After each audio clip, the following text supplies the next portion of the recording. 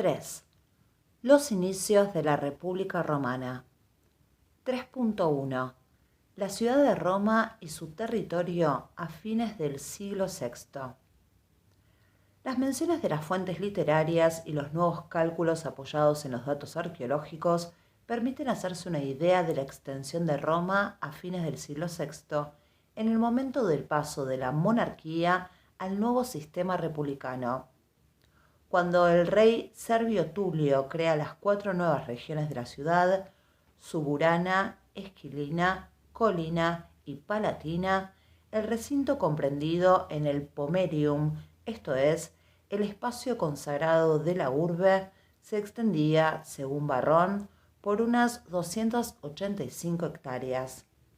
Era la mayor ciudad del Lacio en esa época con notable diferencia, solo comparable a las grandes urbes de Etruria y Magna Grecia. Pero si el llamado muro serviano, tradicionalmente fechado en el siglo IV, corresponde realmente a la época monárquica, entonces el perímetro urbano sería mucho mayor. Livio habla de la construcción de un muro tras la destrucción de la ciudad por los galos, obra para la que se impone un nuevo impuesto. Corría a lo largo de unos 11 kilómetros y encerraba una superficie de más de 400 hectáreas que incluía las 7 colinas de la tradición. Arqueólogos modernos como F. Quarelli identifican este muro con la antigua construcción serviana reconstruida tras el saqueo gálico y que incluiría toda la ciudad. El conjunto resultante sería enorme para la época, homologable a las mayores ciudades de Magna Grecia y Sicilia como Agrigento o Tarento. La controversia surge también en torno al territorio controlado por Roma a fines de la centuria. En principio, el Ager Romanus, ampliado a partir de las sucesivas victorias y conquistas de época monárquica, comprendía a finales del siglo VI poco más de 800 kilómetros, según las cifras propuestas por Belloc hace un siglo. Ese territorio se ampliaría ligeramente a comienzos del siglo V con la creación de 2 nuevas tribus, la Clustumina y la Claudia. Pero si se acepta la noticia del control por parte de Roma de la línea costera desde Ostia hasta Terracina y de gran parte del área pontina, entonces a finales del siglo VI su territorio podía llegar a cerca de 2.000 kilómetros cuadrados. En el Lacio, tan solo Tibur y Preneste presentaban magnitudes relativamente similares, aunque inferiores. El resto eran, como lo muestran los gráficos comparativos, muy inferiores.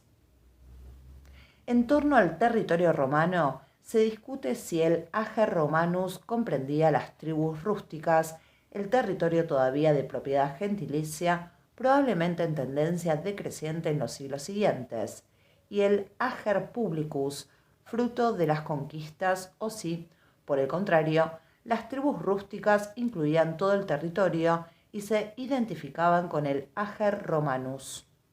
El problema afecta también a la identificación de las tribus rústicas con gentes determinadas. El caso de la gens Claudia, sabimos a quienes se concede un territorio concreto cuando se integran en Roma, puede no ser generalizable e incluso ese territorio podría incluir propietarios que no fueran miembros de dicha gens. Respecto a la población de Roma, J. Belloc, fundador de la moderna demografía a finales del siglo XIX, avanzó una cifra de unos 20-25.000 habitantes. Sus cálculos se basaban en el área ocupada por las ciudades y el territorio cultivado disponible por una ciudad. Las propuestas más recientes, que revisan y reelaboran toda la información precedente, calculan un máximo de unos 35.000 habitantes a finales del siglo VI.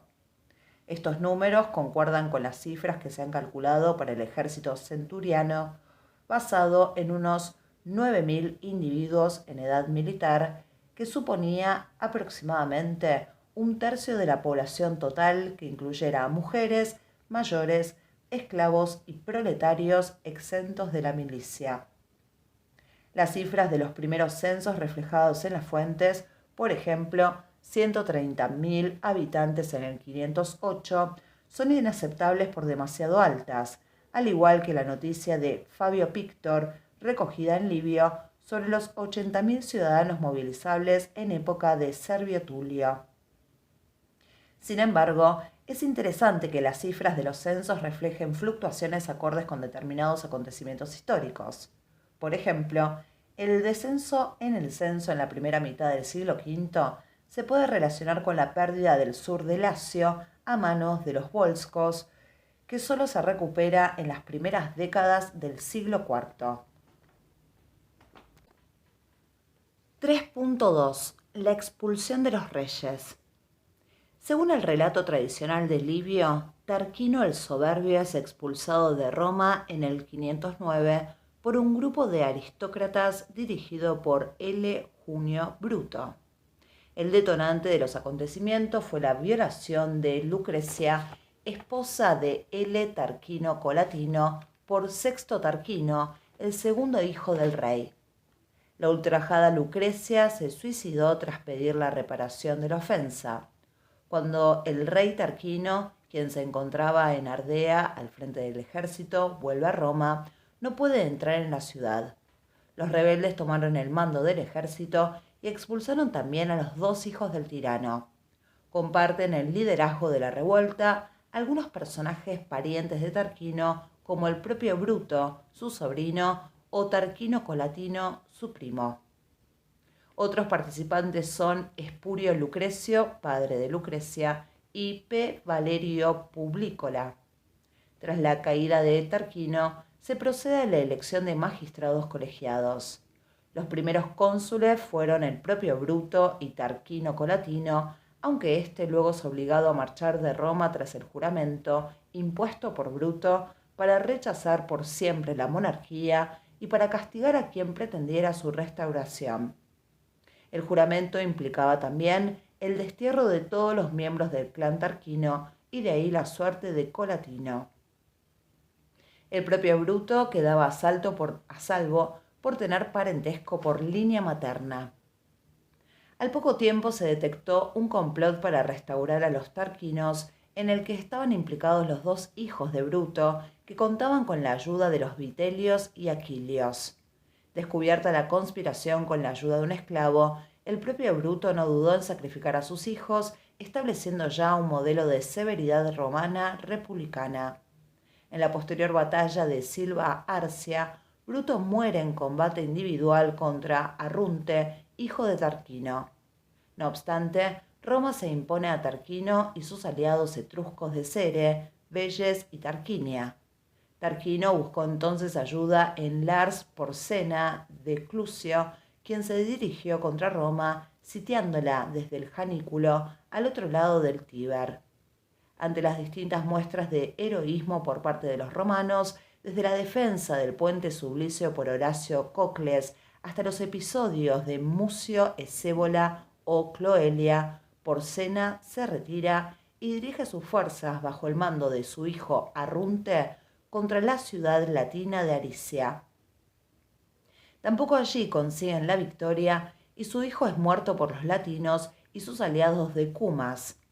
Tarquino consigue después el apoyo de Octavo Mamilio de Túsculo, quien levanta a la Liga Latina contra Roma, pero son derrotados en la famosa batalla del Lago Regilo. Finalmente, Tarquino buscó refugio junto al tirano Aristodemo en la ciudad griega de Cumas, donde morirá en el 495. En la tradición sobre el último rey romano, desempeña un importante papel la llamada Crónica Cumana, una obra probablemente tardía, quizá de finales del siglo IV o inicios del III, que constituye la fuente principal de Dionisio sobre la historia del tirano Aristodemo de Cumas. Esta crónica ayuda a confirmar determinados aspectos de la cronología tradicional sobre la caída de la monarquía. También en torno a Porsena de Clusio surgen contradicciones, pues una tradición recogida en autores tardíos como Plinio o Tácito admite la toma de la ciudad y una paz humillante para los romanos, y ofrece una versión menos patriótica que la liviana. El escepticismo de la historiografía moderna respecto al minucioso relato transmitido por Livio y Dionisio es grande. Los principales personajes, como Lucrecia, Bruto o Valerio Publícola, son dudosos y parece evidente que se trata de una serie de historias entrelazadas, probablemente de tradición oral muy antigua, quizá también objeto de representaciones dramáticas. Hay que tener en cuenta además las deformaciones posteriores de la analística, por ejemplo, la insistencia en la ausencia de factores externos en la caída de la monarquía y en la reivindicación de la recién conquistada libertad. Sin embargo, una vez deslindada la elaboración literaria, los posibles hechos reales son perfectamente verosímiles en el contexto de una saga dinástica y en las rivalidades por la sucesión de Tarquino. Los acontecimientos de fondo, lejos ciertamente de la supuesta expulsión de Tarquino por un grupo guiado por altos ideales republicanos, resultan así plausibles.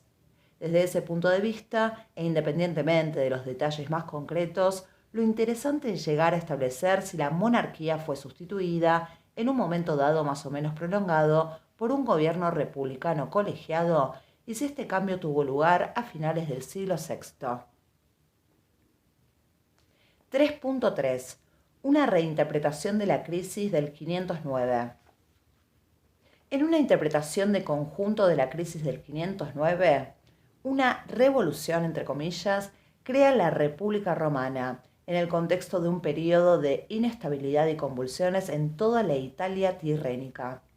Esa revolución fue realmente un golpe de Estado oligárquico contra una tiranía populista, pero se apoyaba en las masas populares y en el ejército desde las reformas de Servio Tulio, interpretadas en clave antiaristocrática.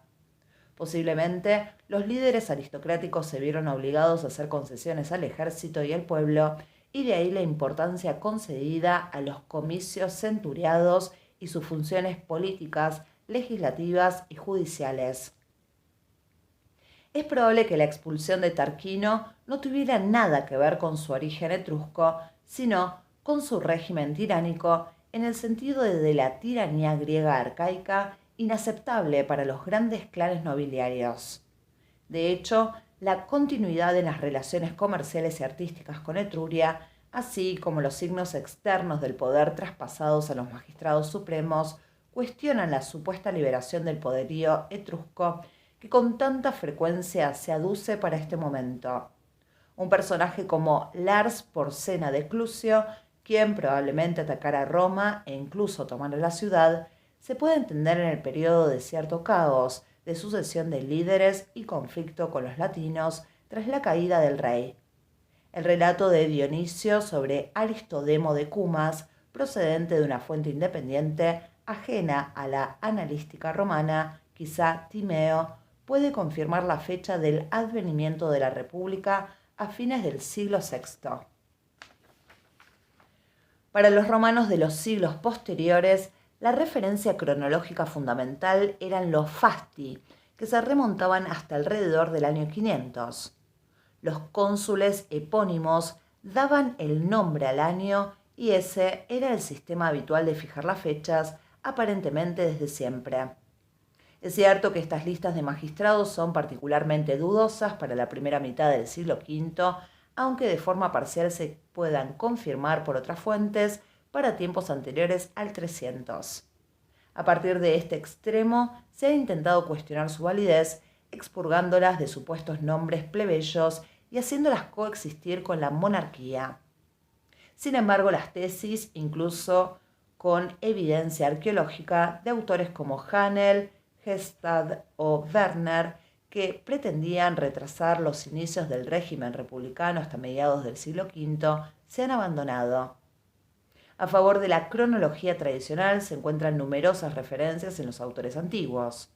Los autores griegos se remiten a cronologías griegas para situar el punto de partida republicano, como Dionisio en el primer año de la Olimpiada 68 o Polibio 28 años después del paso de Jerjes a Grecia.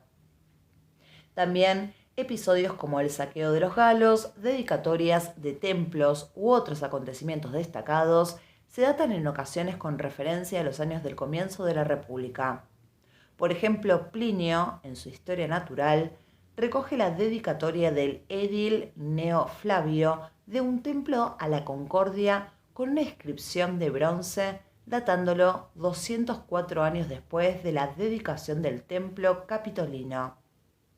Dado que Gneo Flavio fue édil en el 304, el inicio de la República se puede situar en el 507. En general, todos estos datos confirman la fecha de finales del siglo VI. Otro apoyo se deduce de la evidencia arqueológica de violencia en la ciudad en el momento del paso de la monarquía a la república. Quizá este paso fuera más violento de lo que relatan las fuentes, pues hay signos de incendios y abandonos alrededor del año 500 en la Regia, el Comicio y en los templos del Foro Boario, en el área sacra de San Homo Bono. Es significativo el abandono durante una centuria del templo de Fortuna en el Foro Boario, un caso único de destrucción sistemática de un templo, quizá debido a su conexión directa con la figura del monarca y las celebraciones públicas del régimen anterior. Así, su abandono cobraba una dimensión simbólica antimonárquica. También la Regia, en la zona central del foro, es convertida en santuario público, con una reestructuración del edificio que se mantendrá ya durante toda la época republicana e imperial. Es interesante la fundación, en los primeros años del siglo V, de un nuevo templo de Saturno junto a la curia y el comicio, donde se fija además el tesoro público. En el lugar se encontraban antes un ara de Saturno y una cavidad subterránea para cultos tónicos relacionados con la fertilidad agraria, mundus. La ubicación refleja una intencionalidad política clara en el centro político de la comunidad, corazón del nuevo poder republicano.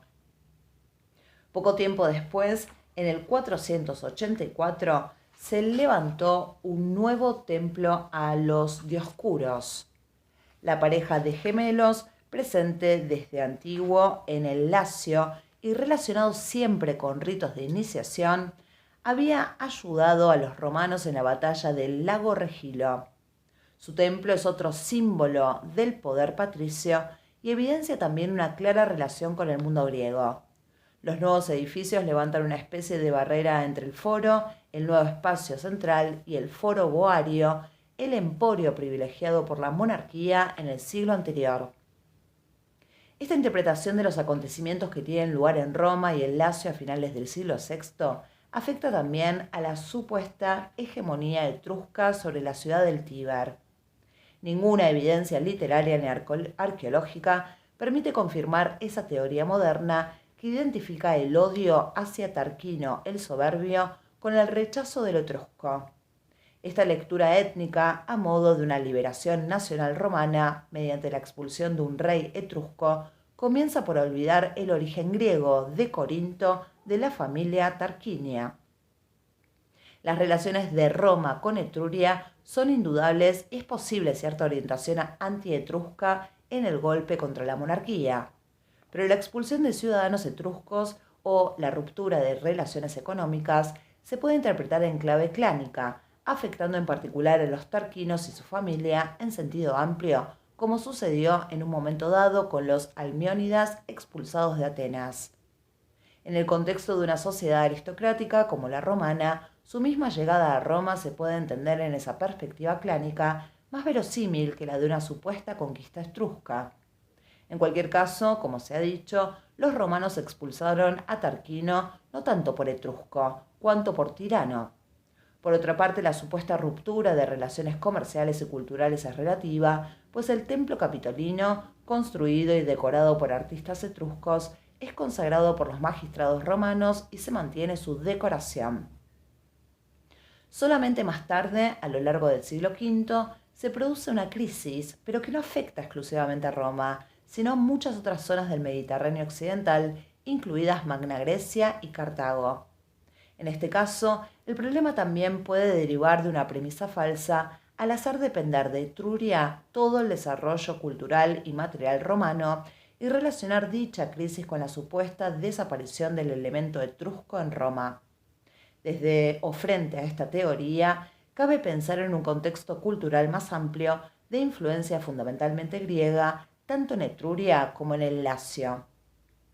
El declive de la cerámica ática en Roma, por ejemplo, no debe relacionarse necesariamente con la ruptura con Etruria, sino con un cambio en las relaciones comerciales con los griegos. Respecto a la propia presencia etrusca en Roma, la evidencia arqueológica es escasa. La totalidad de las inscripciones proceden del ámbito privado, localizadas en una zona concreta, el Vicus Tuscus en el Velabro, cercana al Foro Boario y al Emporio Tiberino.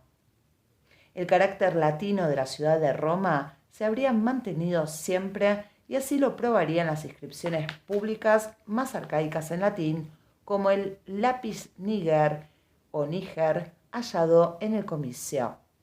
El supuesto dominio etrusco en Roma en el siglo VI y la liberación posterior pueden verse así bajo una nueva luz. 3.4. Los inicios de la Constitución republicana. 3.4.1. Colegialidad y gobierno aristocrático. En la tradición analística, la monarquía es sustituida por una magistratura colegiada con el poder dividido entre dos individuos. En Livio se puede leer que se nombraron 2 cónsules en los comicios por centurias, y Dionisio transmite una noticia básicamente similar con algo más de dramatismo. En relación con los protagonistas del golpe antimonárquico, tiene sentido que los grupos aristocráticos fueran partidarios de una dirección colegiala para evitar un nuevo poder personal. La presunta libertad recuperada frente a la tiranía quedaba así identificada desde un primer momento con el dominio colectivo de la aristocracia. El tema se puede estudiar en relación con el conjunto de cambios que se producen en la cuenca mediterránea y en particular en el ámbito arcaico griego, donde las tiranías son sustituidas por nuevos regímenes constitucionales, es decir, por gobiernos aristocráticos que permiten el acceso al poder de ciudadanos con recursos. La peculiaridad romana estriba en que esa ampliación de la participación política se había producido ya con la Reforma Serviana. Es una secuencia que, en todo caso, también se observa en Atenas, donde la tiranía pisistrátida es posterior a las reformas solonianas. En el caso romano, si se aceptan las reformas centuriada y de las tribus de época serviana, el poder político arcaico es un poder compartido a distintos niveles, también por la plebe. Posiblemente, en las primeras décadas del siglo V, la vieja aristocracia gentilicia intentó anular el peso militar y político adquirido por sectores no patricios con las medidas de Servio Tulio. En el terreno estrictamente militar, el desastre de los Fabios en el Crémera en la primera guerra contra Velles rompería esos intentos, subrayando la importancia y efectividad del nuevo ejército centuriado. En el campo institucional, la lenta conformación de las reivindicaciones políticas de la élite plebeya reflejan el rechazo a ese monopolio patricio.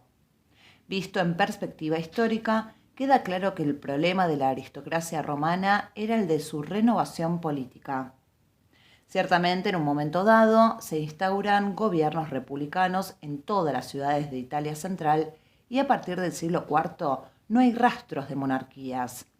En ese contexto cabe hablar de una koiné político-cultural en un amplio territorio que cubriría el Lacio, Etruria, Campania y Umbría, donde las ciudades buscan soluciones a menudo paralelas a los problemas planteados por la desaparición de las monarquías.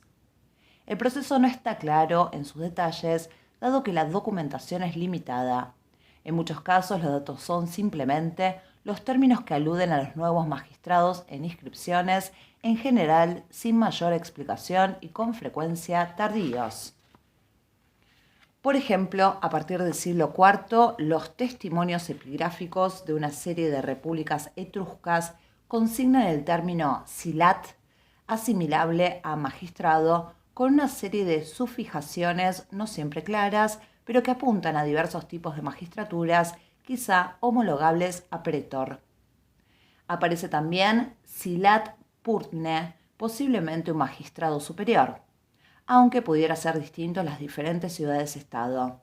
En comunidades oscas hay un medix, según la transcripción latina de los Anales de Ennio, y un medix tuticus, en apariencia un cargo superior a otros médices. En otras ciudades latinas se conocen parejas de magistrados superiores como los praetores en Preneste. Por su parte, en Fulginio y Asís aparecen dos magistrados superiores iguales en poder, llamados marones, de los que nada se conoce. Pese a todas las dificultades para reconstruir el proceso en detalle, realmente las monarquías desaparecen en Italia central a partir del siglo IV. En el Lacio no hay referencias a reyes después de Alba Longa y los últimos reyes tiranos de Roma. En Etruria hay más datos, desde Lars Porsena de Clusio, presentado como Rex, hasta las referencias de Livio al rey de Velles en el momento de la conquista romana de la ciudad. Hay menciones epigráficas a un rey de Cere, quizá del siglo IV, y en las inscripciones de Pirgos se alude a un Tefarie Velianas de Pirgos, Silat, supuestamente en su tercer año de mandato. Es posible que fuera un cargo vitalicio con el carácter carismático de los tiranos griegos y los últimos reyes romanos, a juzgar por otros elementos religiosos del texto. De cualquier modo, los casos no van más allá del siglo IV y la historicidad del paso de gobiernos monárquicos a regímenes aristocráticos es incuestionable. 3.4.2. Los primeros magistrados. Según la analística y la lista de magistrados recogida en los Fasti, la figura del monarca es sustituida desde el primer momento por dos magistrados anuales, los cónsules, elegidos en los comicios centuriados, comitia centuriata. Estos magistrados tenían imperium, ese poder supremo civil y militar de naturaleza sagrada, concedido por una ley aprobada por el pueblo reunido en las antiguas curias. Los cónsules heredan los símbolos del poder del antiguo rey, como los faces, los haces de varas atados con un hacha en medio, portados por los lictores. Pero para evitar similitudes excesivas, debían hacerlo alternativamente. Según el discurso del tribuno Canuleyo, supuestamente pronunciado en el 445, los cónsules ocupan el lugar de los reyes y no tienen derecho o majestad que no tuvieran aquellos. La anualidad y el carácter colegiado de la nueva magistratura se convierten en los principios, entre comillas, constitucionales básicos de la Roma republicana. Desde un primer momento, los cónsules estaban sometidos a ciertos mecanismos de control. Dentro de la ciudad, los faces no llevaban el hacha y, según la tradición, el cónsul Valerio Publicola presentó una ley para garantizar el derecho de apelación al pueblo frente a una sentencia de un magistrado. Es el derecho de provocatio ad populum. La historicidad plena de esta primera ley Valeria es discutida, pero sí es presumible algún tipo de regulación arcaica de los límites del nuevo poder, además de la propia anualidad y colegialidad. Quienes la rechazan por entenderla más en el contexto patricio-plebeyo confunden la plebe, plebs, con el pueblo en su conjunto, populus, pues esta ley estaba dirigida a todos los ciudadanos frente a la arbitrariedad de los magistrados. De hecho, se habla de provocatio ad populum, nunca ad plebem, y se debe entender como un derecho del ciudadano en cuanto tal, no tanto como un arma de la plebe contra los patricios. Son temas muy discutidos todavía tanto la existencia o no de una magistratura binaria, desde el momento mismo de la expulsión del último rey hasta el nombre por el que eran conocidos estos magistrados. Posiblemente al comienzo el título fuera el de praetor, según una etimología barroniana derivado de praeire, en el sentido de preceder, ir delante, quizá con un sentido de mando militar. Cicerón y Livio así lo mencionan. Después, en un momento indeterminado, fueron conocidos como cónsules. Más polémico resulta el debate sobre el número de estos primeros magistrados. Sobre este aspecto, un discutido texto de Livio ha servido para provocar una discusión inagotable. En el contexto de la búsqueda de mecanismos expiatorios contra una epidemia que asolaba Roma aproximadamente a mediados del siglo IV, Livio alude a la existencia de una ley antigua que disponía que el que fuera pretor supremo, praetor maximus, clavara un clavo en los idus de septiembre. La referencia a este praetor maximus, del que no tenemos ninguna otra noticia en las fuentes, ha servido para apoyar la existencia de un único magistrado en los inicios de la República. Este pretor supremo sería un magistrado, en principio designado por el rey, que progresivamente fue asumiendo sus poderes. Un título oficial del primer magistrado republicano que tendría por debajo una pluralidad de pretores. El magistrado superior único, que tendría uno dependiente o minor, quizá identificables con el magister populi y su colega subordinado. El coordinador militar y elemento de arbitraje entre las distintas gentes patricias, cuyos jefes serían praetores. Solo a mediados del siglo V, tras la experiencia del decemvirato, se impondría la magistratura dual. La lista de los fasti, con 2 magistrados anuales, sería una falsificación posterior, aunque De Martino la acepta e identifica esos 2 nombres con el dictador o magister populi y su ayudante, el maestro de caballería, magister equitum. Por otra parte, se ha intentado buscar paralelismos de esta situación en otras comunidades etruscas e itálicas, pero las propuestas son, hoy por hoy, altamente especulativas.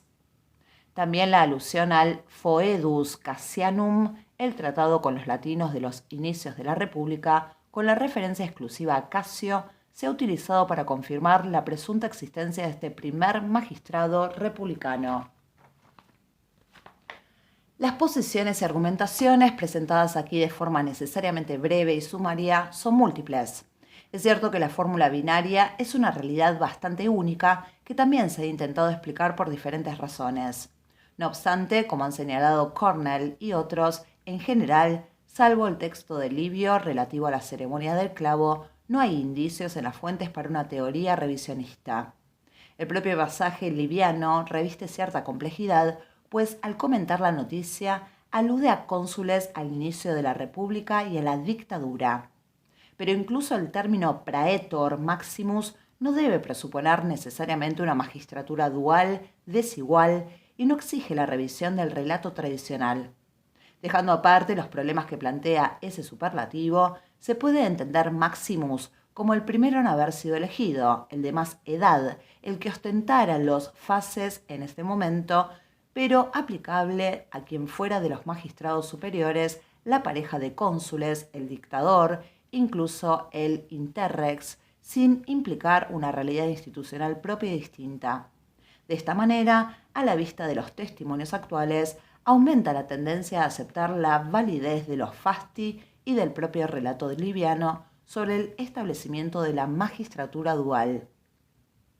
En el nuevo entramado institucional, la dictadura constituye la excepción reglada a la norma colegiada.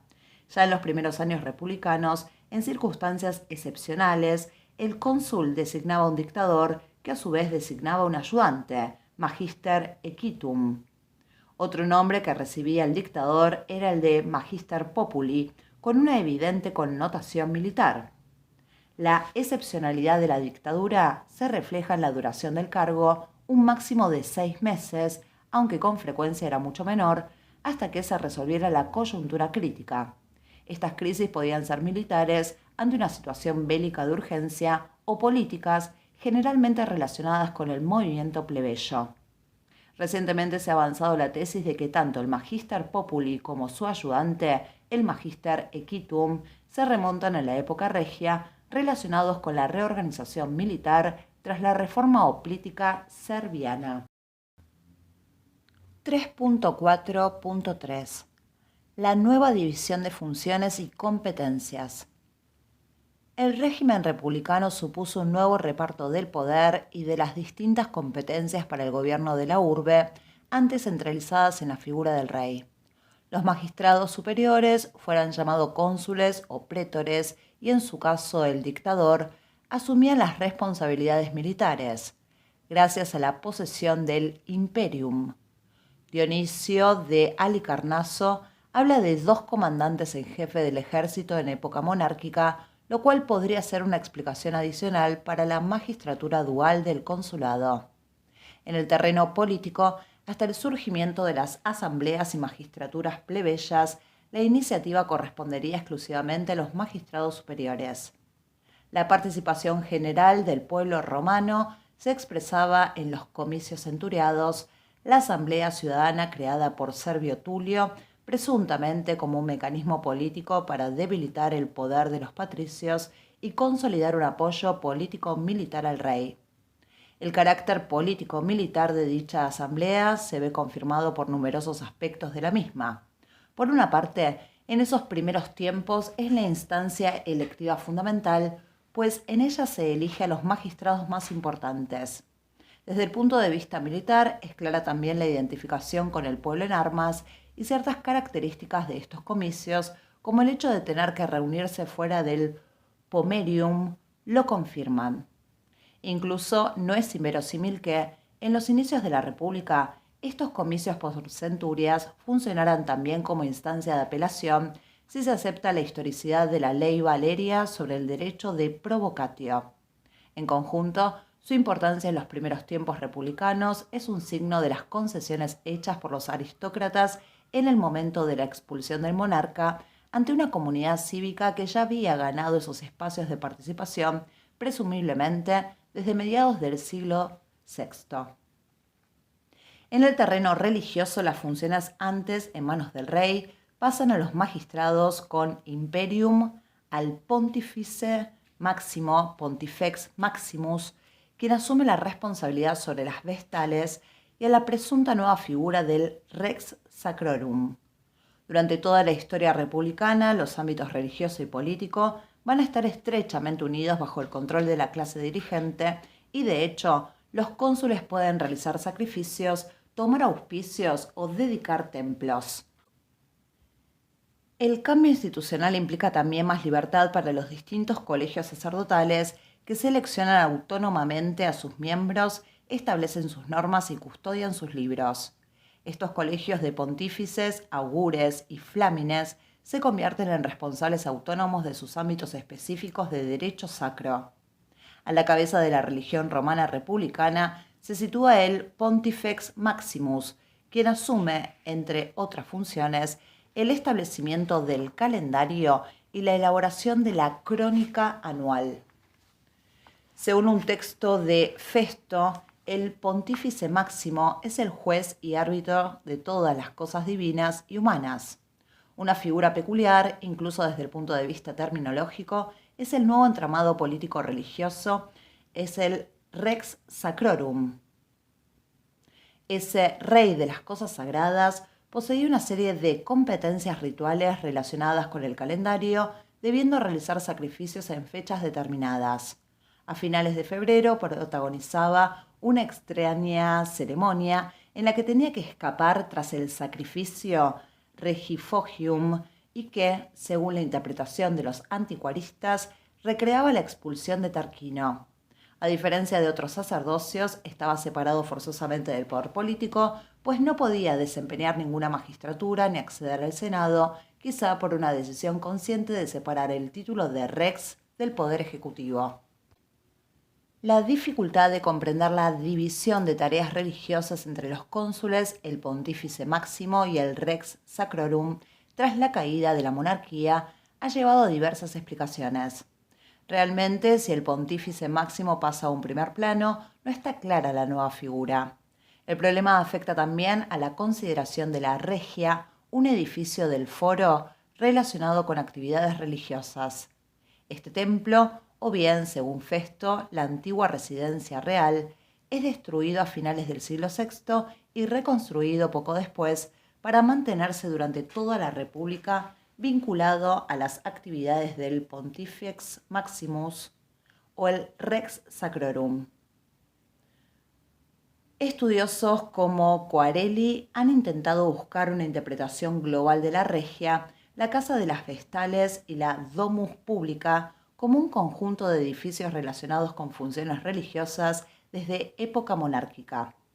Con el advenimiento de la República, las diferentes unidades del complejo se separarían, transformadas en lugares de cultos públicos y en la regia históricamente conocida. Una propuesta radical parece la de Cornell, en la que remite el Rex Sacrorum a época proto-republicana como un rey limitado a las funciones religiosas, compartiendo el poder con un magistrado, magister populi, posiblemente vitalicio y con rasgos tiránicos.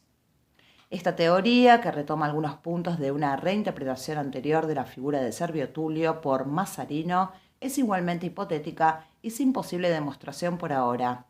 El carácter altamente especulativo de estas interpretaciones muestra a las claras la complejidad de la nueva situación. En cualquier caso, la redistribución de las antiguas funciones reales sí tuvo algunas consecuencias claras.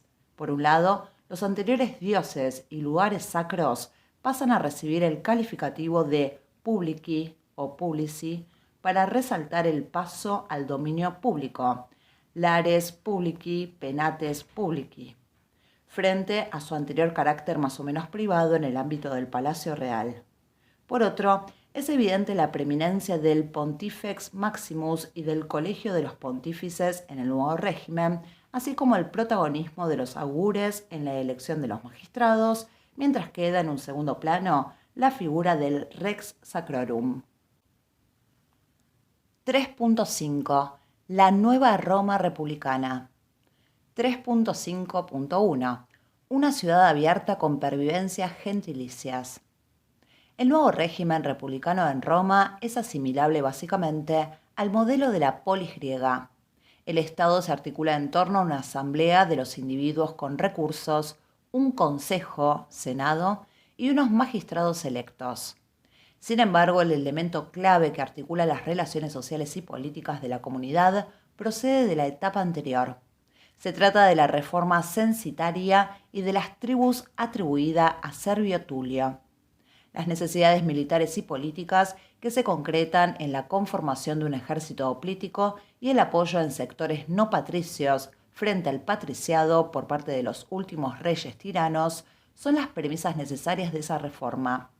A partir de ese momento, es característica de Roma esa repetición continua de la operación del censo que permite conocer de forma regular los recursos humanos y materiales de la ciudad y, al mismo tiempo, reforzar el marco identitario de la comunidad cívica. Esa mentalidad clasificatoria es un auténtico criterio de orden en el sistema republicano en el que cada individuo es pesado, valorado y encuadrado. Según Schiavone, cada componente de la comunidad, al margen de su pertenencia gentilicia, es medido y se le asigna un puesto, en un sistema entendido como una totalidad orgánica. En ese sentido, la sociedad republicana es, desde los primeros momentos, una sociedad auténticamente patricio-plebeya, en el sentido de que sectores no patricios están integrados en el ordenamiento centuriado y tributo. Esto relativiza el exclusivismo del nuevo Estado republicano en la primera mitad del siglo V si se atiende al conjunto de la estructura social y política. No obstante, la situación sí es discriminatoria respecto a los plebeyos por sus limitaciones en el acceso al ager publicus, sobre todo en manos de los patricios y sus clientes. Precisamente el creciente exclusivismo patricio se debe entender como un proceso gradual frente a las persistentes reivindicaciones plebeyas. El establecimiento de nuevas tribus territoriales, desde las primeras 4 urbanas supuestamente establecidas por Servio Tulio hasta un número de 21 en el 495, implica el control de nuevos territorios. Los nombres gentilicios que ostentan las nuevas tribus indicarían el poder del sector patricio. Se supone que la presión plebeya, esto es, de los sectores no patricios, para acceder a esos nuevos territorios, es un fenómeno presente ya en el siglo VI. En ese contexto de privilegios patricios y limitaciones de los sectores no patricios, el golpe de Estado oligárquico del 509 surgiría como una reacción frente a las tendencias centralizadoras e integradoras de los últimos monarcas. La historia del inmovilismo patricio en el siglo V refleja el intento de los grupos aristocráticos gentilicios de controlar el poder de forma exclusiva y volver a la vieja hegemonía. Para algunos, los patricios se oponían a la estatalidad en un proceso que encuentra paralelismos en la Grecia arcaica. Sin embargo, sería excesivo destacar unilateralmente el presunto recelo patricio ante formas estatales centralizadas frente a una plebe más proestatal, pues, de hecho, los patricios sí participan en el Estado a través de las magistraturas. Este problema está relacionado con el carácter dinámico de las formas estatales en la época arcaica y con la permanencia de elementos de las antiguas estructuras gentilicias en el Estado romano, pese a la reforma censitaria serviana.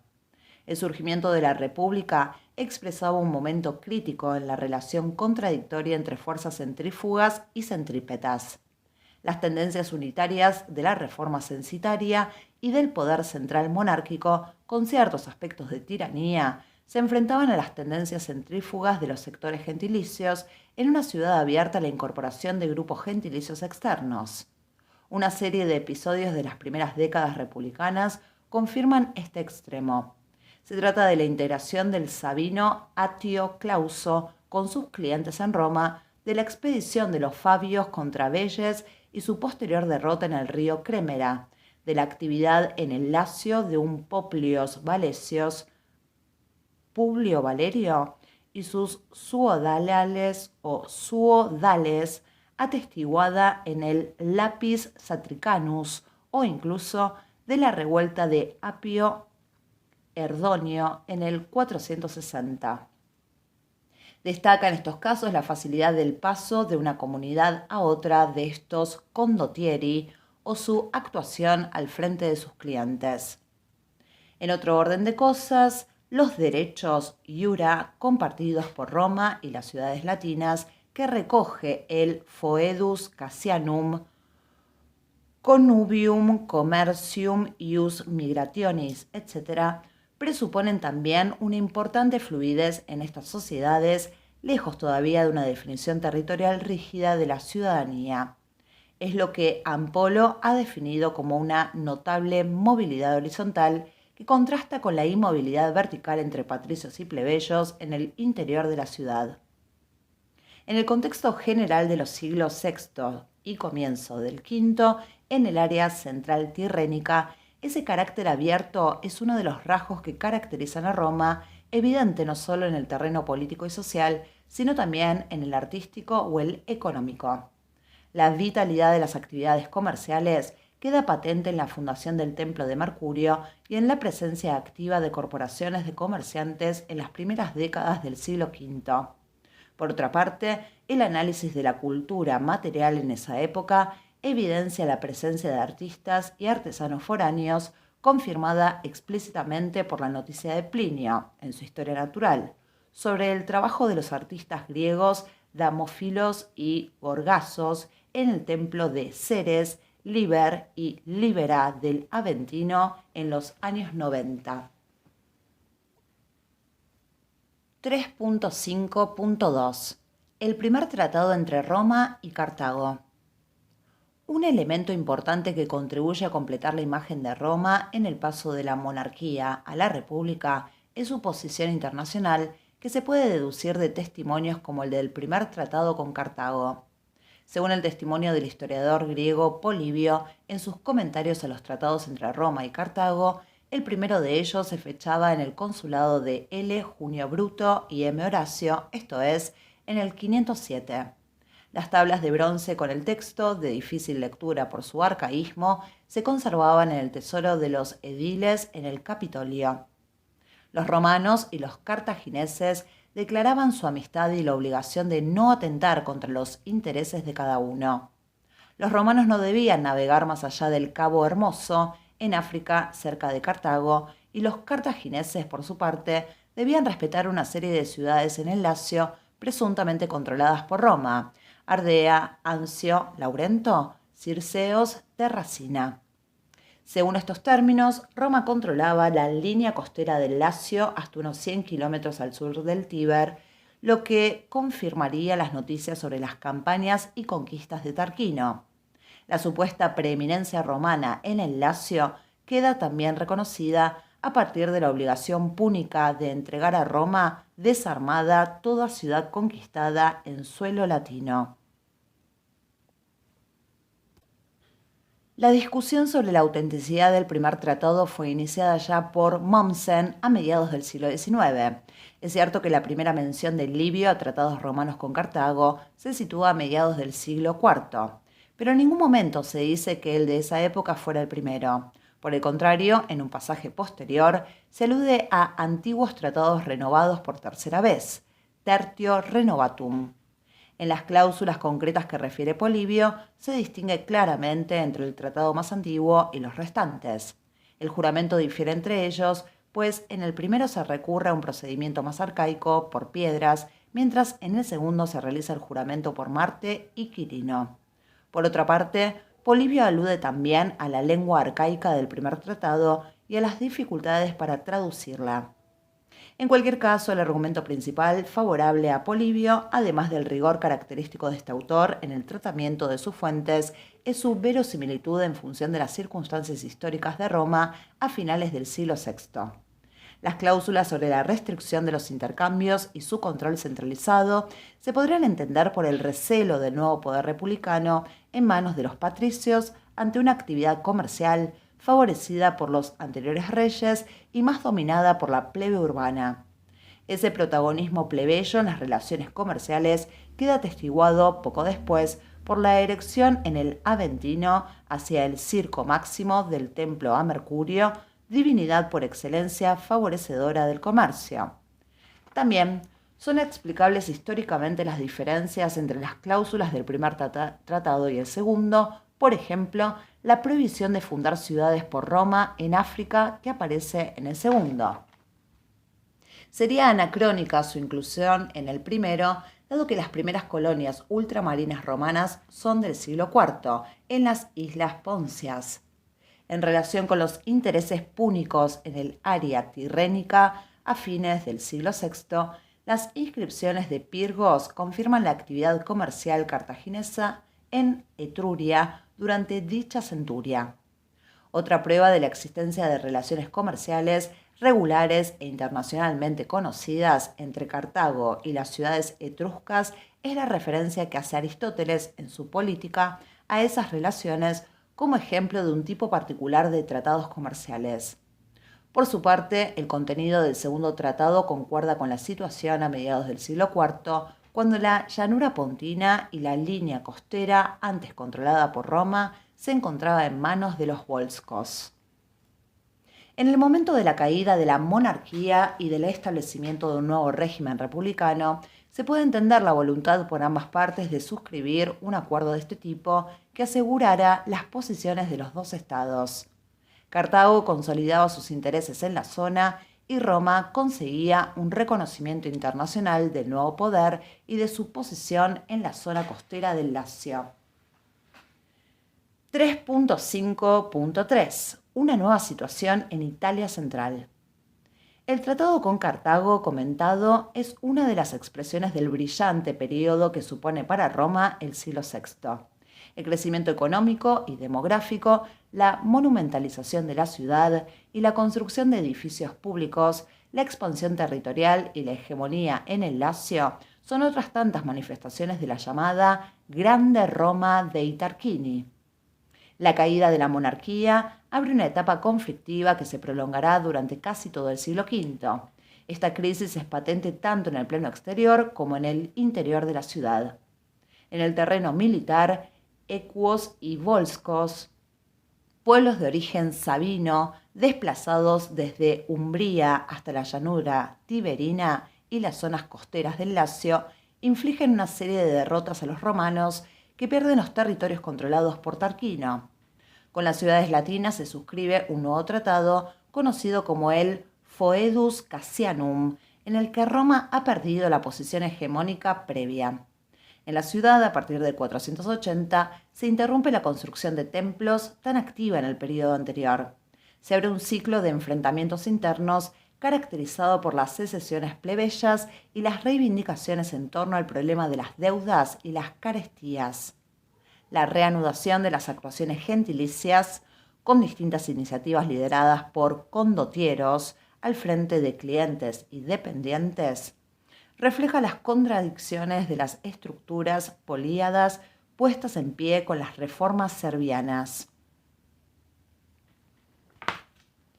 Esta época de crisis del área tirrénica etrusca, romana y latina a finales del siglo VI y principios del V, que asiste a la asunción del poder por grupos aristocráticos cerrados y que sucede a una época de opulencia, ha sido llamada la época de la oligarquía.